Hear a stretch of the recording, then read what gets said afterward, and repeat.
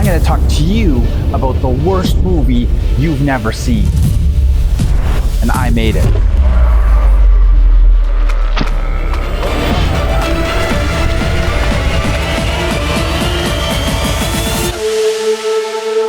Hey guys, Jamie Francis here, the 42-year-old failed no-budget filmmaker. Our first and earliest fail, biggest fail, is our no-budget feature, Massacre Hill.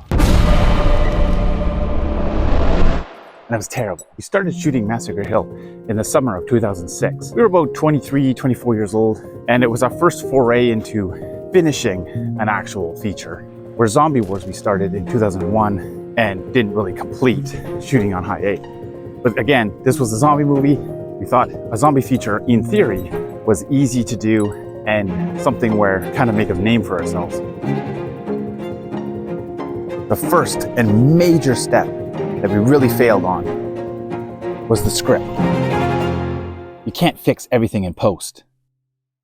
The script was about 30 pages and it seemed to be on paper something we could do. Looking back now is our very first mistake. We really should have spent a lot more time in the script. To be fair, most zombie movies don't really have much of a story.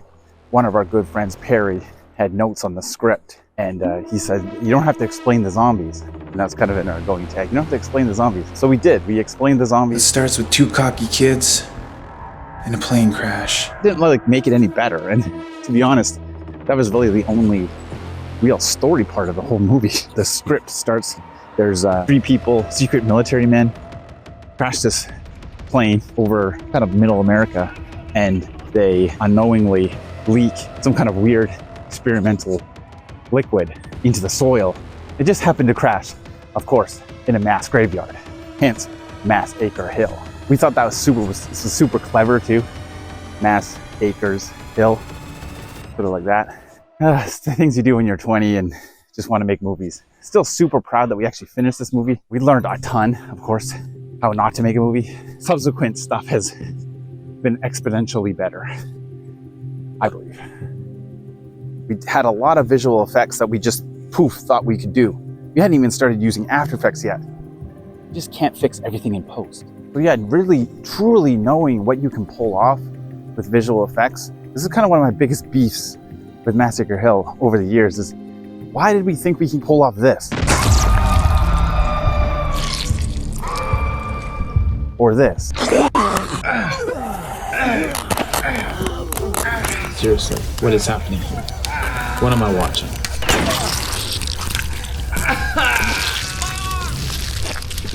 This is way before we even got into After Effects, but this is actually something we learned. You learn by doing and failing hard. This is actually the first time I actually picked up After Effects and started learning it. I do owe this movie a lot because I do use After Effects and do a lot of visual effects now. So Massacre Hill really helped me learn how to do After Effects, but I really should have learned before completing Massacre Hill, but that's all hindsight. There's also very specific ways to shoot visual effects. And we just thought we could just kind of wing it. And one thing we really thought we could do is just sort of crush a lot of the darkness to make it a lot darker. Because we shot this in kind of the middle of summer. You just can't hide everything in darkness. I have a bit of a random thought, but I think it actually makes a lot of sense, is don't take forever to fail. We took 3 years to shoot this movie and finish it. We shot in 2006, finished in 2009.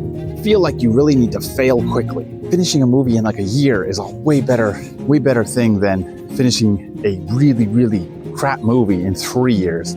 So you've spent 3 years making a crap movie. If you make a ton of stuff, you fail quicker. It's a little bit more random, a little more abstract thought, is that you just get these first 100 videos, 100 movies, 100 shorts, whatever, out of your system first. I really do believe in that. And I remember reading that in Robert Rodriguez's book, Rebel Without Crew, and he talks about when he was first making El Mariachi, his super low budget first movie for $7,000 or whatever it was. He said he was reading a book about how your first 3 screenplays are going to be crap. And so he's like, well, what if I just made 3 crap movies for low budget and just failed quickly? I truly believe in that. And I just thought that now. And I think that's kind of a really good way of looking at it. Another thing you really don't want to do in your movie, especially if you're trying to make a feature, is pad it out. We padded out our movie to about 70 minutes. Basically absolute garbage, really. You show some zombie getting shot, really bad effects. We just kept shooting scenes where we just get attacked by zombies, or the main characters get attacked by zombies. It really didn't add anything story-wise, and this is kind of like, goes back to number one. Absolute number one error of Massacre Hill is story. Thinking back, now I actually think we took the script too seriously. We should have played up the comedy, because it's not even so bad it's good. And that's kind of like, you meet that kind of mid-ground where it's so bad it's bad. If we just did the Birdemic thing where we kind of really played up the bad, it's because, we didn't want to make something like that. We were trying to make something actually legit. Another step that I kind of forgot about was audio. Overall, our sound design was not terrible, but we completely ADR'd our entire movies. We replaced every line in the entire movie. This was like a awful, awful choice. Subsequently, did not learn this into our next feature. We did the same thing.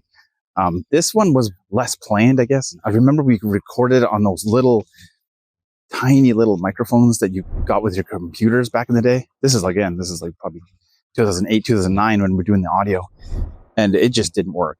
It was it's super thin sounding, just sounded awful, and it's my biggest regrets. I wish we just kind of even just used the crappy on-camera audio, to be honest.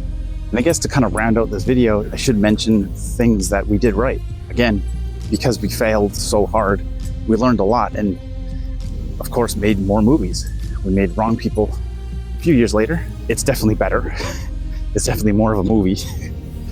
There's still a little bit of visual effects issues and stuff, but I thought the story was pretty solid, pretty ambitious overall.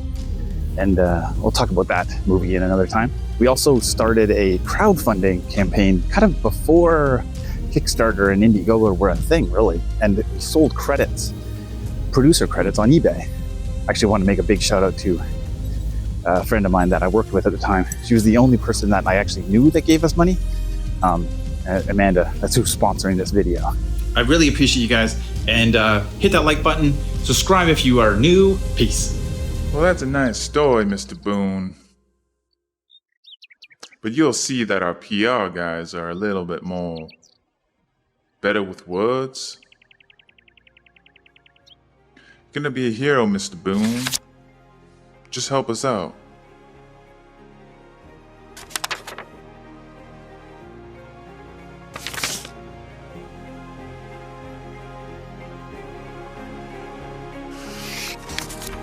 I'm not saying that garbage. Well, if that's the way you want to play, have a nice life here in sunny Acre. Evans?